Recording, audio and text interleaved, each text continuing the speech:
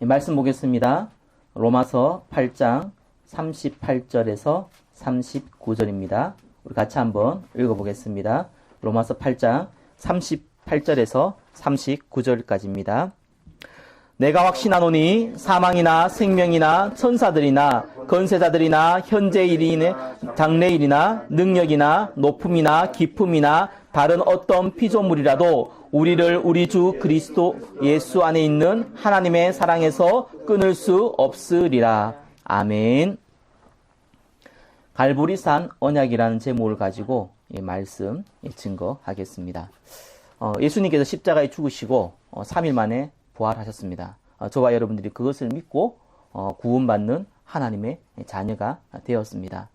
그런데 성경에 보니까 아브라함을 부를 때도 그렇고 요셉을 부를 때도 그렇고 다윗을 부를 때도 그렇고 모든 믿음의 위인을 부를 때에 하나님이 하시는 한 가지 작업이 있습니다. 그것이 뭐냐면요, 불신앙이라는 겁니다. 우리는 하나님 안 믿는 세상, 성경에는 낙원이 아니라 아담과 하와가 이 낙원을 떠나버린 실낙원에 살고 있습니다. 우리가 보고 듣고 말하는 모든 것들이 불신자 그 현장 가운데 사실상 있습니다. 우리의 눈에 보이는 것들이 육신적인 것이 대부분입니다.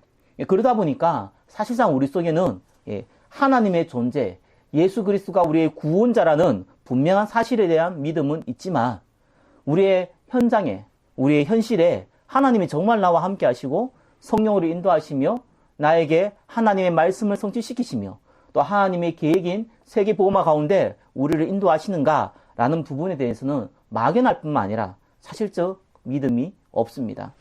그러다 보니까요, 하나님은 이 작업을 우리에게 먼저 하시는 겁니다. 이 땅에서 그냥 들러리 서다가 천국 갈 사람도 있을 줄 모르겠습니다. 그러나 분명히 하나님이 저와 여러분들을 제자로 부르시고 하나님 앞에 쓰임받을 일꾼으로 부르신 것이 맞다면은 이런 문제 저런 문제를 하나님께서 주시면서 이 불신앙을 꺾는 작업을 먼저 하는 겁니다. 그것이 저와 여러분들이 갈보리산 언약이라는 제목을 가지고 첫 번째 분명히 잡아야 될 언약이자 분명히 알고 있어야 될 내용입니다. 첫 번째 뭡니까? 버릴 것, 불신앙입니다. 고린도후서 4장 4절에 보니까 그 중에 이 세상 신이 믿지 아니한 자들의 마음을 혼미하게 하여 그리스도의 영광의 복음의 광채가 비치지 못하게 함이니 그리스도는 하나님의 형상이니라. 이 세상의 신이라고 나오죠. 하나님을 얘기하는 게 아니죠. 사단을 얘기하는 겁니다. 사단이 믿지 않는 자들의 마음을 혼미케 합니다. 또 믿는 자들의 마음을 혼미케 합니다. 그래서 어떻게 합니까? 사실상 하나님을 안 믿는 불신앙 속에 빠뜨리는 거거든요. 그거를 저와 여러분들을 알고 있어야 되는 거예요. 불신앙이라는 게 뭡니까? 간단히 얘기하면 참신앙의 반대말이 불신앙인데 안 믿는다는 얘기죠. 뭘 안 믿습니까? 중요하잖아요. 하나님이 살아계시는 건 믿는데 진짜 나와 함께 하시고 역사하시는 건 이 근본적인 사실적인 믿음이 없다는 얘기예요. 그래서 1번에 보니까요, 1번에 1번 보니까 뭐가 있습니까? 나도 모르는 동기. 나 중심, 물질 중심, 성공 중심. 저와 여러분들은 이런 동기들을 알게 모르게 가지고 있습니다. 왜 그렇습니까? 보이는 육신의 세상 가운데 살고 있기 때문이잖아요. 아담과 하와는 분명히 하나님이 자기를 창조하신 분이라는 것을 우리보다는 1000만 배 더 알고 있었죠. 직접 하와는 하나님이 직접 처음으로 지은 첫 번째 인간이었잖아요. 그리고 하나님과 직접으로 대화하는 존재였잖아요. 근데 뭘 안 믿었습니까? 이사야서 보니까 뭐라고 나와 있냐면은 이 백성은 내가 나를 위하여 지었나니 나의 찬송을 부르게 하려 하심이니라. 하나님 우리를 지을 때요, 하나님과 함께 할 때 가장 행복한 존재로 만들었거든요. 하나님 앞에 순종할 때에 가장 행복한 존재로 만들었는데 사실과 아담과 하와에는 뭐가 있었습니까? 나 중심. 내가 하나님이 되겠다는, 내가 성공하겠다는 그 근본적인 사상을 갖고 있었어요. 그래서 하나님 처음부터 선악과 만들었잖아요. 네가 나를 떠나면 죽는다는 걸 처음부터 알려줬다는 거예요. 그런데 어떻게 됐습니까? 아담과 하와가 사단의 유혹받을 때 뭐라고 했습니까? 네가 이것을 먹는 날에는 네 눈이 밝아서 하나님처럼 된다.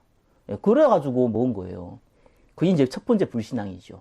하나님 떠난 불신앙입니다. 그 이후로 모든 인간이 원죄 아래 빠졌는데 전부 다 나 중심. 종교 중에요, 최고의, 어떻게 보면은, 하나님이 없다면은, 예, 가장 멋진 종교가 뭐냐면 사실 제가 볼 때는 불교거든요. 왜냐하면 불교에 하던 얘기가 굉장히 철학적이고 굉장히 의미 있는 얘기예요. 나를 버리라는 거예요. 예, 내가 중요하지 않다는 거예요. 내가 해탈해야 된다는 거예요. 내가 하나님이 돼야 된다는 거예요.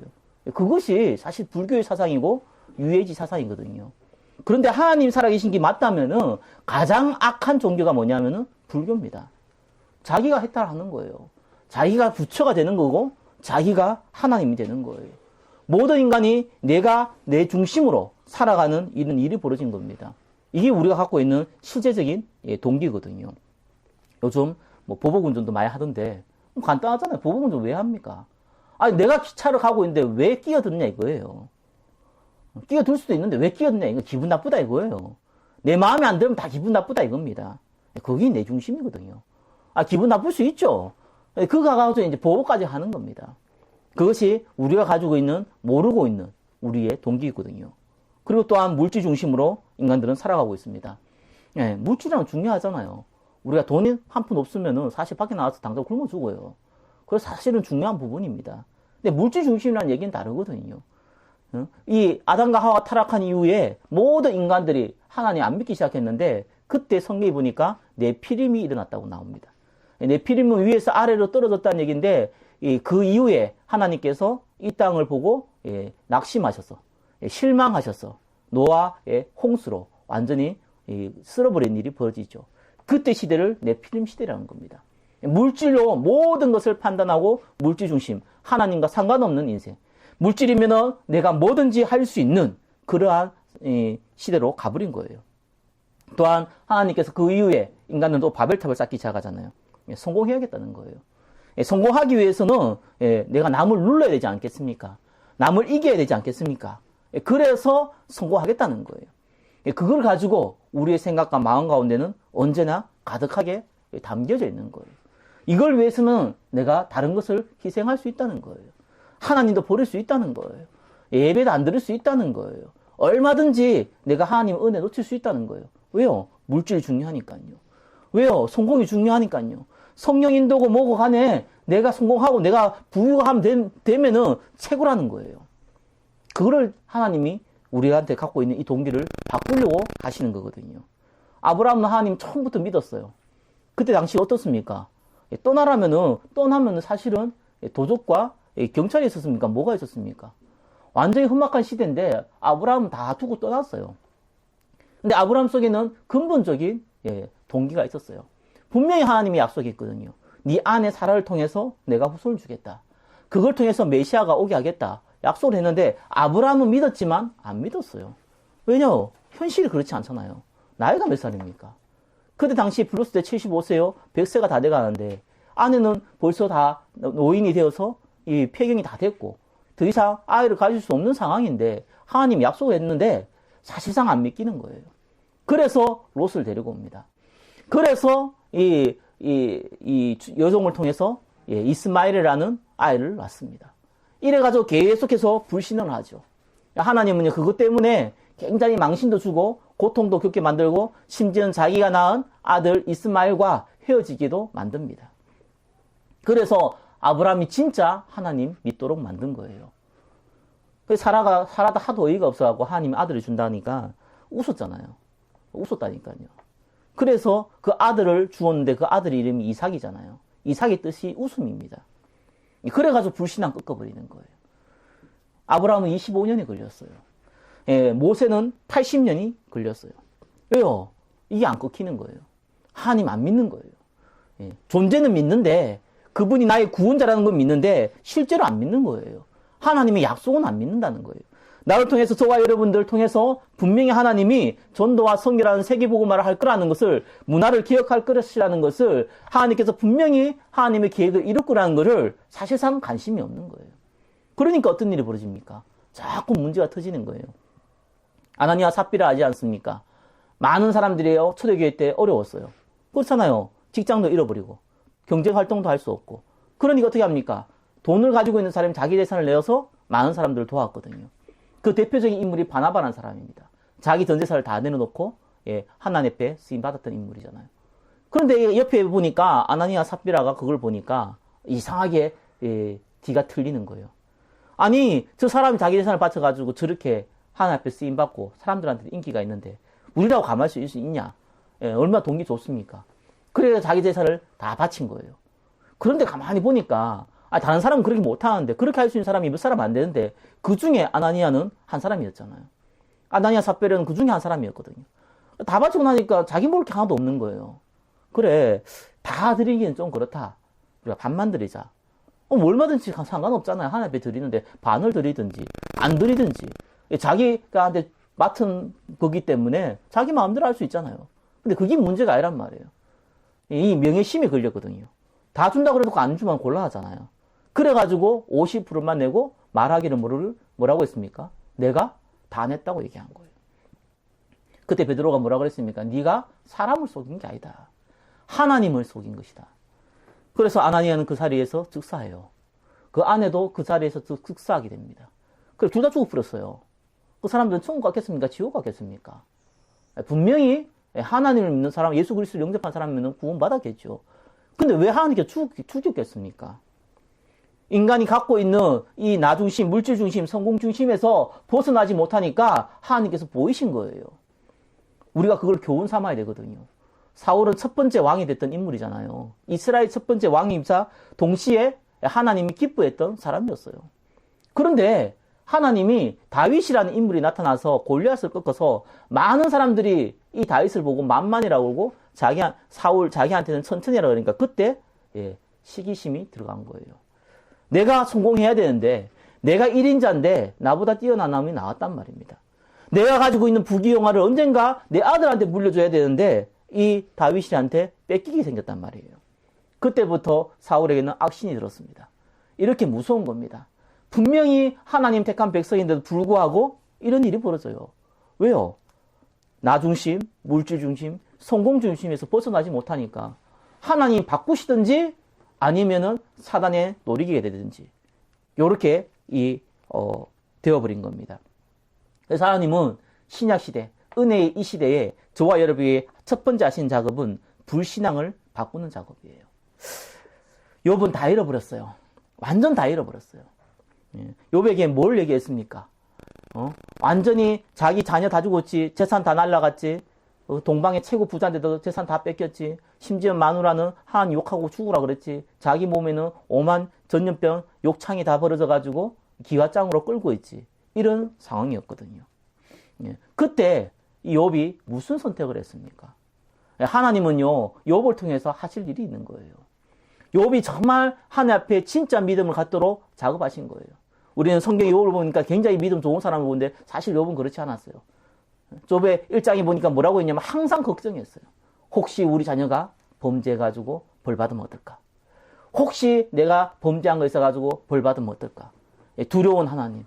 혹시 잘못할까봐. 혹시 무슨 일이 벌어질까? 근심 걱정에 잡혀있는 욥이었습니다. 하나님 그거 꺾어버려요. 왜 그렇겠습니까? 하나님 진짜 써야 되니까요. 하나님 정말 증인 삼아야 되니까요. 그것이 저와 여러분이 첫 번째 버려야 될 동기와 첫 번째 버려야 될 불신앙입니다. 1번, 2번 뭡니까? 그러면서 나름대로 그래 내가 이제 하나님을 믿으니까 제대로 한번 신앙생활 해보자. 문제는 신앙생활은 좋은데 왜곡된 신앙사상이 들어갔습니다. 이 시대에요. 전 세계의 모든 민족을 통틀어서 가장 독한 민족. 2000년 동안 나라 잃어버리면서 불구하고 자기 말을 끝까지 잃어버리지 않았던 민족이 이스라엘 민족입니다. 하나님 얼마나 잘 섬겼냐. 11조를 내라 그러니까 자기가 심었던 콩의 개수를 세어가지고 11조를 드릴 만큼 철저했던 인물입니다. 그거를 하나님 잘 섬긴 거라고 생각했습니다. 얼마나 똑똑했든지 지금 시대도 노벨상 3분의 1을 가져갔던 민족입니다. 그런데 이 사람들이 예수님을 십자가에 못 박았거든요. 이 사람들이 예수 믿는 사람들을 핍박해서 내가 저 사람을 죽이겠다고 예수를 전하면은 죽이겠다고 끝까지 달려들었던 민족이 유대인이었습니다. 그것이 하나님의 뜻이라고 생각했습니다. 이 무서운 신앙사상이에요. 그러고 우리는 율법주의라고 그러죠. 율법은 하나님 말씀이라 중요하잖아요. 율법주의는 다른 거예요. 뭡니까? 하나님 말씀. 하나님이 이렇게 해라 저렇게 해라 했을 때에는 그걸 하라는 개념보다 그걸 할 수 없다. 그래서 하나님의 은혜가 필요하다는 것을 성경에서 약속하고 있거든요. 우리는 은혜로 구원받지 행위로 구원받는 게 아니잖아요. 그런데 그거 가지고 끝까지 행위로 구원받는 사상. 율법주의라고 그럽니다. 남이 못하면은 그거 가지고 비판하는 사상. 율법주의라고 그럽니다. 자기 눈에 들보는 보지 못하고 남의 눈에 티를 보는 그 사상. 율법주의라고 그럽니다. 이런 사람들이요, 교회에 가득해요. 그 다음에 또 영적 문제 와가지고요, 뭔가 카타르시를 체험해가지고 그 안에 계속 거하려는 사람. 신비주의 사상. 저 불쌍한 사람들 도와야 되지 않겠느냐? 예, 박애주의 사상. 우리가 이렇게 해서 되냐? 이렇게 해야 되지, 저렇게 해야 되지, 이건 이렇게 해야 되고 저렇게 해야 되지 않느냐? 인본주의 사상. 아유, 그냥 교회는 한 번씩 나와서 은혜 받으면 되는 거야. 그냥 내 인생 살아갈 때, 이 리프레시 하는 곳이야. 종교주의 사상. 이걸로 많은 성도들이 이 사상이 들어오기 시작했어요.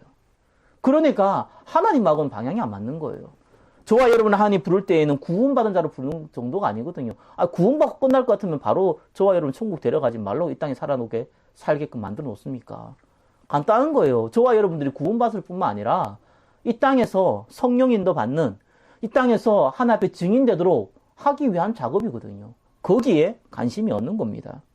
그러니까 하나님이 쓸 수가 없는 거예요. 1번에 3번 뭡니까? 그러니까 문제 당연히 터지죠. 신앙생활 잘하면요, 문제 없어질 거라고 생각하는데 천만의 말씀입니다. 성경은 그렇게 얘기한 적이 없어요. 우리가 꺾꾸림을 당한다고 얘기해요.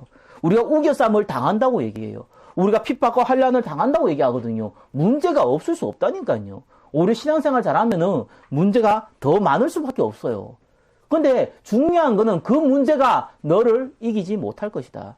그 문제가 너를 죽이지 못할 것이다. 그 사건이 너를 망하게 하지 못할 것이다. 그게 성경의 약속이거든요.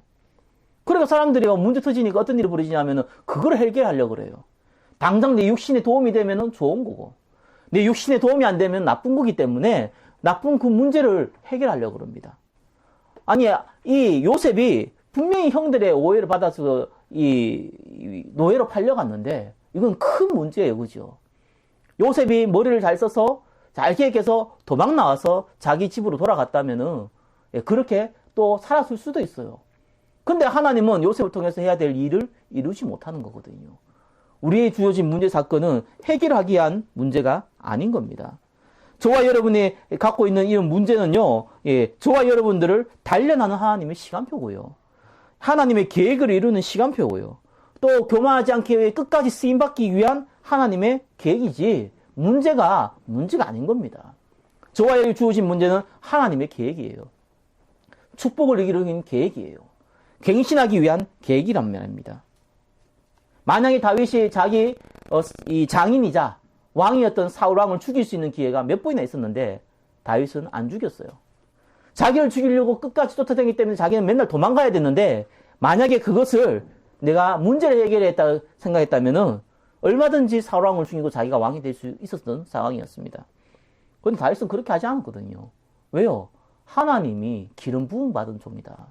하나님이 세운 종이다. 내가 손을 댈 수 없다. 그리고 하나님이 나를 단련하는 시간표다. 하나님의 시간표는 반드시 옵니다. 문제 사건은요, 우리가 해결할 일이 아니라 우리가 응답받을 시간표라는 것을 기억해야 되는 겁니다. 자, 이러니 어떤 일이 벌어집니까? 자꾸 재앙 오잖아요. 불신앙이 벌어지지 않으니까 많은 성도들이 정말 중요한 이 동기를 버리지 못한 일, 왜곡된 신앙사상, 문제 사건에 대한 육신적인 해석 때문에 계속 이 땅에는 재앙이 오는 겁니다. 왜 자꾸 자살자가 많아지고 정신질환자가 많아지고 왜 자꾸 이런 엽기적인 일들로 많이 벌어집니까? 그 사람들 잘못했습니까? 성경은요, 그 책임을요, 분명히 누구한테 돌리냐 하면은 구원받은 성도들한테 돌리는 거예요. 소돔과 고모라가 망한 것은 타락해서가 아니에요. 이 땅도 소돔과 고모라처럼 더 타락했어요. 근데 그것이 중요한 게 아니라 어인 10명이 없단 말입니다. 진짜 하나님 믿고 하나님 계획 잡는 어인 10명이 없기 때문에 당연히 이 땅에는 재앙이 오는 거예요. 당연히 이 땅에는 문제가 오는 겁니다. 한국을 비롯해서 정신병자들이 너무너무 많아졌는데 어느 정도 많아졌냐? 지금 일본이나 대만 같은 경우는 한 가정에 한 명 이상 정신질환자가 있을 정도거든요. 이제 우울증 같은 거는요, 정신치료한 병도 아니에요. 너무 많아가지고요. 왜 이런 일이 벌어집니까? 소돔과 고모처럼 왜 이런 일이 벌어집니까? 어인 10명이 없어서 그래요. 저와 여러분들이 불신앙을 버려야지만 우리의 환경이, 우리의 현장이 바뀌기 시작하는 겁니다. 이 언약의 말씀을 꼭 잡으시기를 예수 그리스도 이름으로 축원합니다. 제가 볼 때는요, 저 개인적으로 기도 제목이 하나 있거든요. 집을 한 3개를 얻고 싶다. 이게 제 기도 제목이에요. 왜 그러니까 너무 영적으로 어려움 당한 사람 많아요.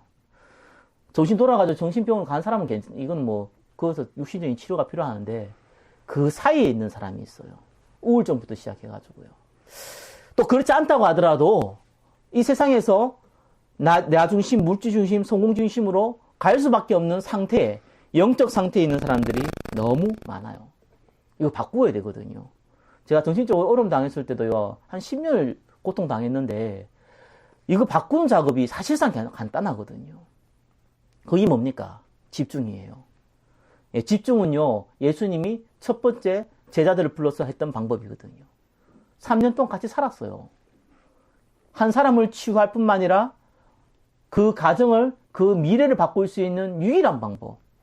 예수 그리스도에 집중하는 거예요. 그래서 제가 좀 영적으로 어려움 당하거나 이 사람들 만나보면요, 힘들겠어요. 왜 힘든다고 느끼시냐니까 환경이 안 받쳐줘요. 내가 그 사람하고 살 수가 없잖아요. 내가 집중을 도와줄 수가 없어요. 그러니까 이게 환경이 계속해서 영적으로 시달릴 수밖에 없는 환경 가운데 거해 있어요. 그거 바꿔버려야 되거든요. 그래서 제가 집을 한 3채를 얻고 싶다. 예, 한 집은 남자들을 위해서, 다른 한 집은 우리 여자들을 위해서, 예, 한 집은 내가 계속 도와줘야 되니까 제가 사는 집을 위해서.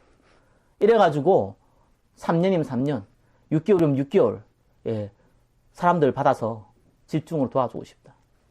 예, 간단해요. 고치는 거. 영적으로 어려움 당한 사람 고치는 간단해요.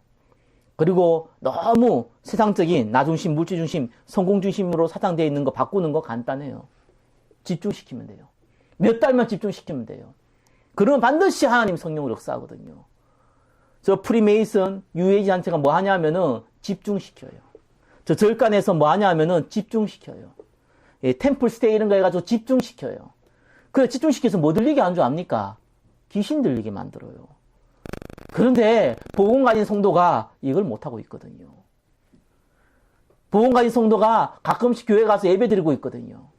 절대로 세상을 못 이깁니다. 그래서 이걸 하려니까 내가 돈 벌면 내가 당장 할 수 있겠는데 내가 돈을 안 벌거든요. 하나님 방법이 신기해요. 내가 돈을 안 버니까 돈 버는 사람을 붙여야 되는 거다. 교회 성도가 될지 누가 될지 간에 나는 이 응답 받아야겠다. 하나님 응답 주시겠죠. 그 응답을, 축복을 누가 받을지 모르겠지만 이 응답 받아야 돼요. 그래서 사람들 살려야 돼요. 교회 부흥시킨 게 아니고 사람들 살려야 돼요. 예, 정말 사람들 살려야 돼요. 영적으로 다 죽고 가고 있는데 사람들 살려야 된다니까요. 제가 현장 가보면요, 정말 갈급한 사람 많아요. 그러면 제자들 많아요. 교회 다니고 있는 사람들이에요. 근데 차마 말을 못 해주겠어요. 당신 이렇게 하면 망한다라는 말을 못 해주겠어요. 이 사람은요, 어떤 사람은요, 딱 아는 분인데 너무 괜찮아요. 너무 중심이 깨끗해요. 너무 영혼들을 사랑해요. 근데 내가 딱 보니까요, 문제 왔어요. 어떤 문제 왔냐? 문제 왔어요. 심각한 문제 왔어요. 본인만 몰라요. 계속 방황해요. 그럴 수밖에 없어요. 왜요? 자기의 영적 문제가 왔는데, 복음은, 뭡니까, 능력이 있잖아요. 이걸로 바꾸어야 되는데, 자기가 가지고 있는 열정, 자기가 가지고 있는 어떤 이렇게, 착한 성품, 이런 걸로 가지고 몸부림치고 있더라고요. 안 돼요. 그래서 내가, 이런 사람 도와줘야 되는데, 도와주고 싶은데, 내가 너무 많이 만났거든요. 자, 2번째입니다. 저와 여러분들이 첫 번째 버려야 될 불신앙이에요. 2번째는 부활 메시지예요. 진짜 가질 거예요. 그게 뭡니까? 마태복음 28장 18절에서 20절. 하나님께서, 예수님께서 모든 권세를 갖고 있는데 내가 너희와 함께 하겠다는 거예요. 그렇기 때문에 가서 모든 민족으로 제자 삼으라는 거예요. 아버지와 아들과 성령의 이름으로 세례를 베풀으라는 거예요. 내가 너에게 분부한 모든 것을 가르쳐 지키게 하라는 거예요. 그게 부활 메시지거든요.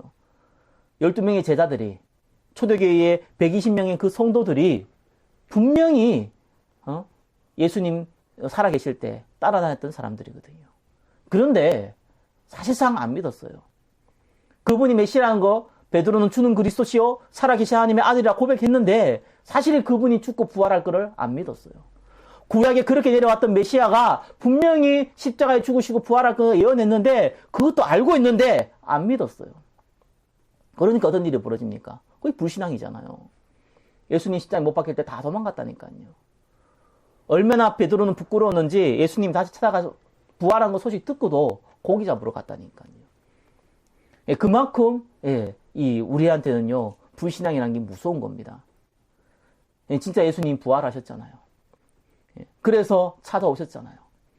그리고 나서 지금까지 했던 얘기를 요약해서 다시 정리해서 이 제자들에게 알려드립니다. 그 핵심 구절이 모든 민족으로 제자 삼으라는 거예요.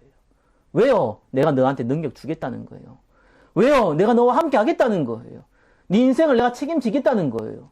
그러니까 제자 삼으라는 거예요. 복음 전해라는 거예요. 그 얘기했거든요. 그게 부활 메시지예요. 모르는 게 아니라 알고 있던 거를 진짜 믿도록 만들었어요. 저와 여러분들이 불신앙을 버리지 아니하면 부활 메시지가 지식이지 부활 메시지가 내한테 사실로 다가올 수가 없는 겁니다. 그래서 이번에 보면 뭡니까? 부활 메시지는 간단한 거예요. 예수 그리스도를 믿으면 구원받는다는 거예요. 구원받으면 우리가 열심히 살아가는 게 아니라 구원받은 이후에 하나님이 주신 축복이 있는데 이 축복을 가지고 살아가라는 거예요.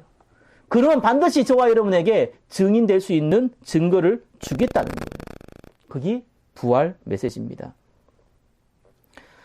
그것을 저와 여러분들이 진짜로 이제 다가오게 되는 거죠. 그래서 조금 어려움 당해보는 것도 괜찮은 것 같아요. 왜냐하면은 복음의 내용을 진짜로 받아들이거든요. 영적으로 어려움 당한 사람들 만나서 복음의 내용 하면 이걸 진짜로 받아들여요. 왜요? 너무 어려우니까요. 아, 내 노력으로 해결이 안 되는구나. 내 능력으로 해결 안 되는구나. 이게 이런 게 아니구나. 내 돈으로, 내 실력으로 안 되는구나. 예, 그거 진짜 알아야 되거든요. 예, 내 배경은 안 돼, 내 노력으로 안 된다는 거 알아야 되거든요. 하나님의 은혜가 없으면 안 된다는 거 알아야 되는 거거든요. 그러면은 복음의 내용이 진짜 들어오기 시작합니다. 이번 뭡니까? 부활 메시지, 예, 나의 영적 상태예요. 당연히 내가 한 주간 인도받을 말씀을 붙잡고, 당연히 내가 하나님 앞에 기도하고, 당연히 내가 할 수 있는 전도하고, 이거 당연한 거거든요. 당연한 건데도 우리는 당연한 거 안 해요. 왜요? 나는 하나님하고 관심 없거든요. 부활 메시지는 관심 없거든요. 그러니까 불신자 살아가나 신자 살아가나 다 똑같은 거예요. 불신자하고 신자하고 구분하는 거, 인상 좋은 거. 요즘은 신자들 인상이 더 더럽더라고요. 이런 거 가지고 구분합니다. 그게 무슨 구분입니까? 아니, 불신자들 중에 성품이 좋은 사람들 얼마나 많은데요. 저 캐톨릭 신자들은 더 착한데요. 그러니까 영적 상태가요, 사실은 하나님이 나를 통해서 하나님 말씀을 인도한다는 걸 안 믿어요. 당연히 하나님 말씀 들을 이유 없죠. 예배 한번 들으면 되지 무슨 말씀을 듣습니까 내가. 기도한다고 되겠습니까? 뭔 전도입니까? 쪽팔리게 지혜롭게 해야지요. 이러고 있습니다. 지혜롭게 전도가 됩니까? 예? 기도 안 하니 당연히 영적 상태는 무너지죠. 말씀 들립니까? 영적 상태는 계속 무너지는 거예요. 그래서 예수님이 부활하신 후에 계속해서 제자들을요, 이렇게 어려움 상황 가운데 몰아놓은 거예요. 깨어있도록. 그러나 어려운 것은 하나님 계획이 아니거든요. 우리의 영적 상태를 바꾸는 게 하나님 계획이에요. 이번에 3번 뭡니까? 나의 현장이거든요. 저와 여러분 있는 가정, 직장, 사업, 모든 만남의 현장은 하나님이 우리를 부르신 선교 현장이에요. 선교지라 그러니까 어디 해외를 얘기하는 것 같은데 천만의 말씀이에요. 내가 있는 그 장소가 선교지예요. 내가 있는 그 장소가 교회라니까요. 현장교회. 내가 있는 그 장소가 하나님이 역사를 이룰 응답의 장이라니까요. 요셉은 노예에 있을 때 그 장소가 선교지였고 교회였고 하나님의 응답을 보는 장이었어요. 요셉이 감옥에 갔을 때는 그 장소가 선교지였고 현장 교회였고 하나님이 역사하는 장이었다니까요. 요셉이 응답을 받아서 총리가 되었을 때 그 총리의 자리가 선교지였고 현장 교회였고 응답의 장이었습니다.